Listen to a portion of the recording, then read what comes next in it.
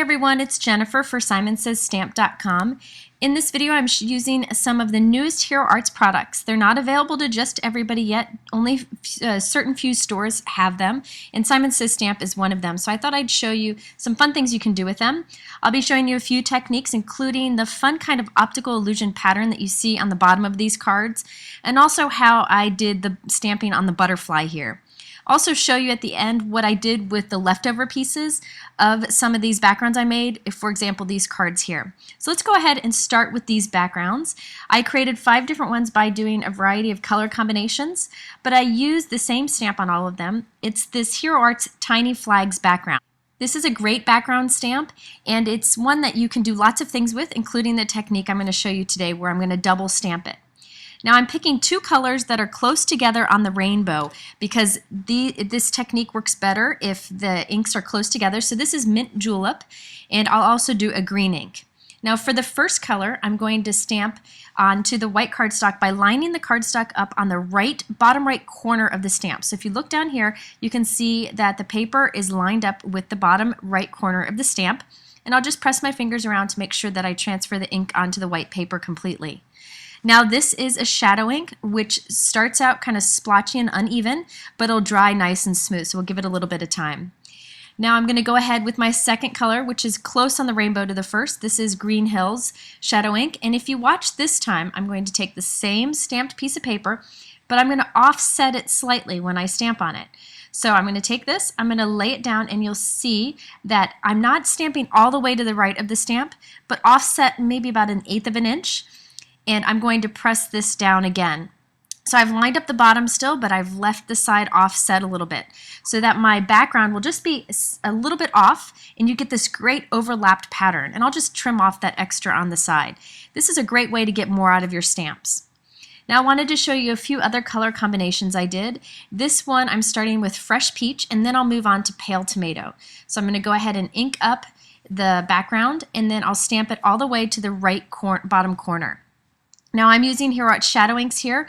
The reason I'm using that is I like the color combinations, and also when you stamp the two on top of each other, you get a nice blended look as this ink kind of absorbs into the paper and smooths out. However, you can use any inks that you want for this technique, and it'll just give different looks. So now I'm inking up with the Pale Tomato ink color. This is like a light red. Now this time I'm going to do it a little bit different.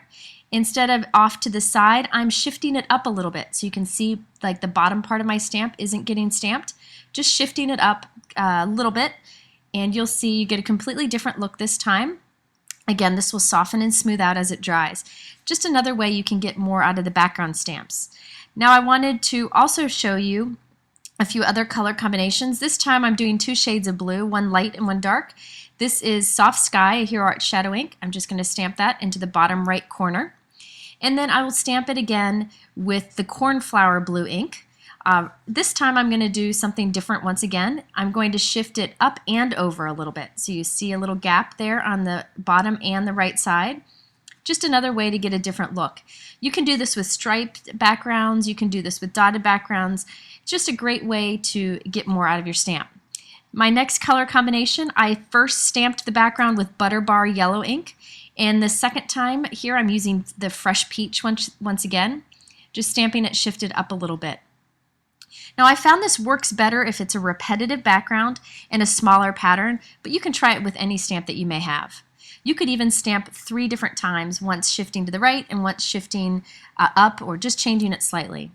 For this last color combination, I first stamped with Soft Blossom, and now I'm stamping with the Dark Raspberry Jam.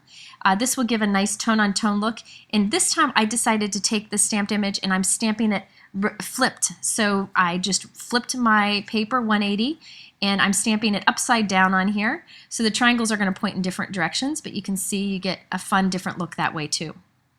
So now that I've got all my backgrounds done, I wanted to show you how I put this into this card here. So I have all my backgrounds. You can see they've all softened and blended nicely and nice and even. I want to do a diagonal cut here. So I'm going to cut 2 at once. I'm making 5 cards at a time here, and I'll end up with 5 leftover pieces for 5 more cards. So I'm just putting this in my trimmer. I've got the wire guide. This Fisker trimmer has a wire guide that shows me where I'm cutting. and I'm just going to cut off the bottom part. Now I want them all to be cut about the same so they look uniform. So I'm just lining this up on the bottom here and cutting 2 more at about the same place. And then I'll do it with the last piece too. Creating a bunch of backgrounds like this at one time is a great way to mass produce a lot of cards. So now it's time to do this fun butterfly here. I'm using a new Hero Arts product that has stamps and dies that match. So I'm going to use the butterfly. I'm going to take this guy off. Now normally with their stamps, one of the things I like about the Hero Arts dies that's very unique is that the cutting edge is on the inside edge of the die, so there's no guessing. You can see the cutting edge right on the inside edge of the die. So you can first stamp your image and then just put your die on top of it. Here's an example. I just stamped this real quickly to show you, and I'll know exactly where that's going to cut. So it's easy to stamp first, then die cut, but for today's technique, I'm going to die cut first so I can get good placement and then stamp. So I'm just taking my piece that I've cut here, I'm holding it onto a note card just so I can get the positioning right. I'm going to put my butterfly die right on top, and then I'm going to use just a piece of sticky tape. This is Scotch sticky tape, but you could use washi tape or any other kind of temporary tape, and just hold it in place onto this piece, and then I'm going to run it through my die cut machine. These dies work on any die cut machine, and there we have the bottom of the butterfly cut out, and we have a nice little nook for our little butterfly to be stamped in. Now I'm going to go ahead and do this for the other pieces too, but I want to move this process along, so I'm going to take 2 of them. I'm going to kind of stick them together by folding some tape on the bottom and the side, and then I will place my butterfly in the right place once again and hold it there with a little bit of tape, and then put this through my die cut machine, cutting the 2 pieces at once. It's just a good way to save some time. And then I'll move it on and do it with the other pieces too. So now I want to go ahead and do this stamping. So I'm going to take my piece here and I'm going to temporarily adhere it to the bottom of a note card. Later I'm going to adhere it with foam dots, so this is just a little touch of temporary adhesive to hold it in place. So now it's time to do my stamping. I'm going to grab this new stamp set from Hero Arts. Normally Hero Arts stamps come with the printing on it, the black printing, so you can see the stamps better, but this is an early prototype that I got from them, so that's why it doesn't have the printing. But if you buy it, it'll have it. So I'm going to ink up the stamp with 2 inks. I want to get like a 2-tone ink here, inked butterfly, to match the inking that we did. So I'm using mint julep, and I'm going to first stamp that into the little nook that we created. Now I want to add some green kind of to the center of the wings, so I'm taking the Green Hills ink that I used for the background also, covering the stamp. Then I'm going with a paper towel, you can use a cloth, and just dabbing away some of the ink from the outside edge of the butterfly.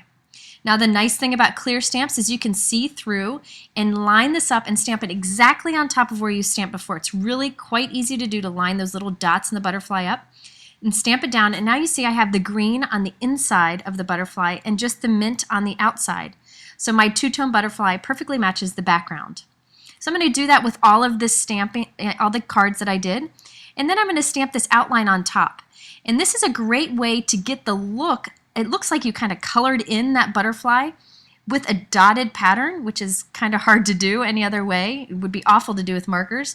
So I like that these stamps kind of fit inside of each other. And I also did that 2-tone inking, which really adds to the look. So I've stamped the body and cut a little nook for the body off of the edge of that paper, and now I've added it with foam dots just to give it a little bit of dimension. Now I'm going to repeat this with all of the other stamp cards that I've done, and then in that stamp set is this tiny little hello image, which I just love. I'm going to stamp it on an angle on all of the cards. So you can see that my butterfly perfectly matches that pattern paper that we created. Now I'm not going to bore you with putting all these cards together because they all were done in the same way, but I did want to show you what I did with the leftover pieces of the background that I didn't use. So I went ahead and I adhered them all onto a white note card, and then I stamped a greeting with a new Hero Arts stamp set, either above or below the background pieces. I also inked some white cardstock so that it would perfectly match the stamping that we did, and I punched either some hearts or some stars, covered it with some Wink of Stella shimmer, just a glitter pen, and then some glossy accents for shine, kind of creating my own embellishments that perfectly match that background. Now I also wanted to show you that to give it a nice defined edge, I cut an ink strip of paper to put along that edge and add glossy accents to it too. It's a nice way to give it a finishing touch. This one I kept kind of simple so that I could use it for a masculine card if I wanted to.